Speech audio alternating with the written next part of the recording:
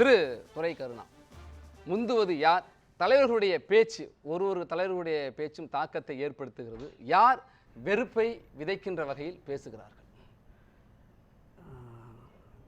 தலைவர்களுடைய பேச்சு, அரங்கத்திலே உள்ள அறிவார்ந்த பெருமக்களுடைய பேச்சு எல்லாமே அரசியல் ரீதியாக இருந்தது. நான் ஒரு பத்திரிகையாளர் என்கிற முறையில் அரசியல் கடந்து பேசலாம் அப்படிங்கிற மாதிரி இருக்கிறேன். இந்த 2024 நாடாளுமன்ற பொதுத் தேர்தல் என்பது எல்லா அரசியல் கட்சிகளுக்குமே ஒரு மிகப்பெரிய சவாலாக தான் இருக்கிறது. ஏற்கனவே 2 முறை 10 ஆண்டுகள் ஆட்சி கட்சியாக இருந்த பாரதிய ஜனதா கட்சி 3வது முறையாகவும் நாங்கள் ஆட்சிக்கு வருவோம், பாரத பிரதமராக நரேந்திர மோடி 3வது முறையாகவும் பிரதமராக பதவியேற்பார் அப்படிங்கிற கருத்தாக்கத்தின் அடிப்படையில் கடந்த 2 மாதங்களாகவே எங்களுடைய என்டிஏ இலக்கு 400, பாரதிய ஜனதா கட்சி தனித்துவே 330-360 இடங்களில் வெற்றி பெறும் அப்படிங்கிற மாதிரியான அந்த கருத்தை முன்வைத்து அவங்க முன்னோடிகள் அனைவருமே பிரச்சாரத்தை முன்னெடுக்கிறார்கள்.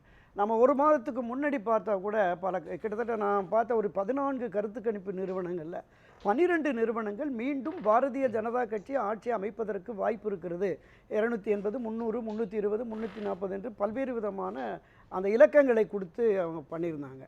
ஒரு 2 கட்ட தேர்தல் முடிந்தவுடனே பின்னடைவு இருக்கிறது, பாஜகவுக்கு ஒரு சரிவு இருக்கும் அப்படிங்கிற மாதிரியான ஒரு நிலைப்பாடு இருந்தது.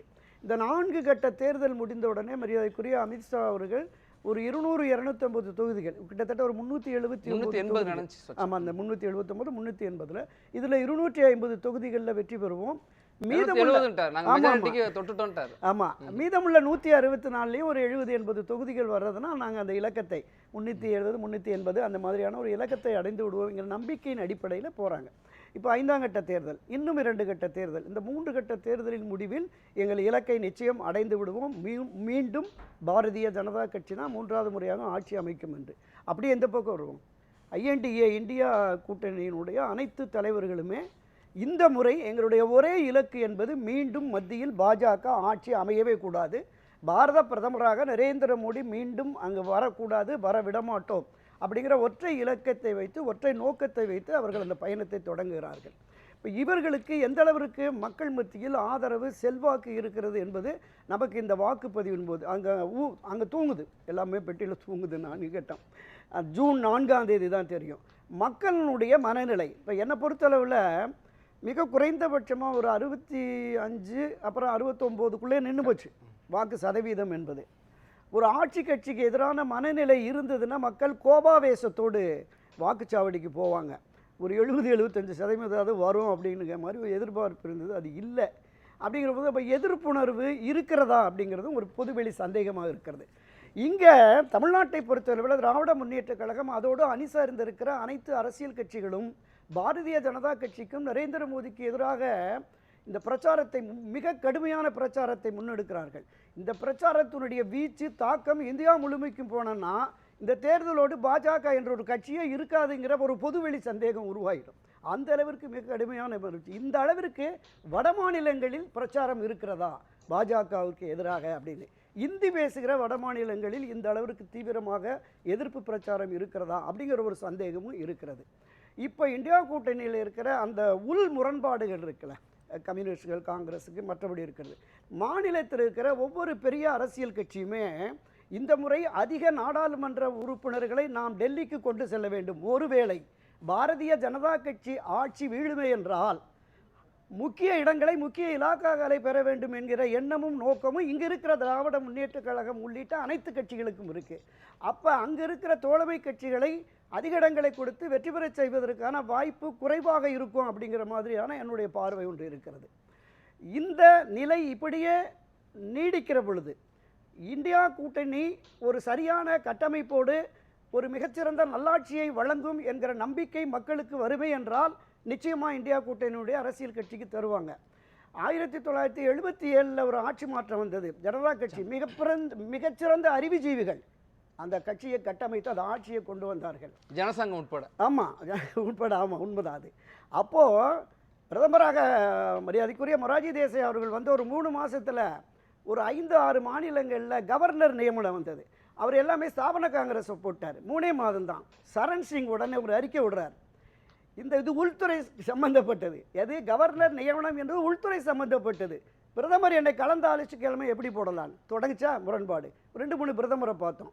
இப்போ மீண்டும் இந்திரா காந்தி தலைமையில் தான் ஆட்சி அமைக்கணும்னு அன்றைக்கு ஒரு விஷயத்தை சொல்கிறேன். 1980 நாடாளுமன்ற பொதுத் தேர்தலில் இங்கே ஆட்சி நடத்திய மரியாதைக்குரிய புரட்சித் தலைவர் எம்ஜிஆர் அவர்கள் 2 இடம் தான் வெற்றி பெறுகிறார். அன்றைய தினம் அதை காரணம் காட்டி மக்களுடைய நம்பிக்கை இழந்ததாக ஆட்சி கலைத்து 5 மாதங்கள் நடைபெற்ற சட்டமன்ற பொதுத் தேர்தலில் மீண்டும் ஆட்சிக்கு வந்துட்டார். அது வேறு விஷயம்.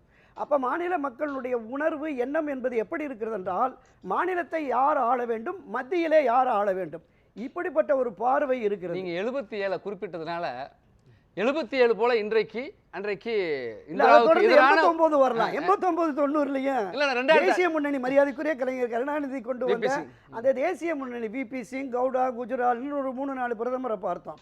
அப்போ ஒரு நிலைத்த ஆட்சி தேவை என்கிற எண்ணமும் உணர்வும் ஒரு 50 வயது கடந்த என்ன மாதிரி பெரியவங்க அந்த சிந்தனைக்கு வந்தார்கள் என்றால் ஒரு நிலைத்த ஆட்சி வேணும் என்கிற பார்வை போனதுன்னு சொன்னால் பாஜகவுக்கு ஓரளவு மீண்டும் ஒரு வாய்ப்பு இருக்குமோ அப்படிங்கிற ஒரு பார்வையும் இருக்கிறது.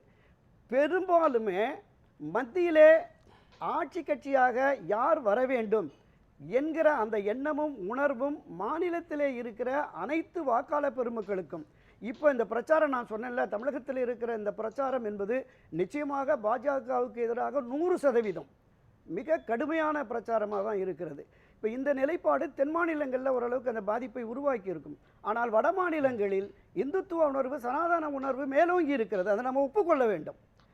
அதைத்தான் அவங்க முன்னிலைப்படுத்தி தேர்தல் என்றால் வெற்றி தான் முக்கியம், காரண காரியங்கள் முக்கியமில்லை என்கிற அடிப்படையில் தான் நீங்கள் சொன்ன அந்த பிரச்சாரங்கள்லாம் முன்னெடுக்கிறார்கள். அது ஏற்கவில்லை. ஒரு பாரத பிரதமர், இந்த தேசத்தினுடைய முதன்மை பொறுப்பில் இருக்கிறவர், மத ரீதியாக ஜாதி ரீதியாக பிரச்சாரம் பண்ணக்கூடாது என்பதிலே இந்திய ஜனநாயகத்திற்கு விரோதமானது, இந்திய அரசமைப்பு சட்டத்திற்கு எதிரானது, தேர்தல் விதிமுறைகளுக்கு எதிரானது, அதில் மாற்று கருத்தில்லை. ஆனால் அவர்கள் இப்போ ஏன் 10 ஆண்டு ஆட்சியை சொல்லலைன்னா, பாஜகவுடைய தலைவர்கள் சொல்கிறாங்க இந்த 10 ஆண்டு ஆட்சியில் பயன்பெற்ற மக்களுக்கு அந்த விஷயம் தெரியும்.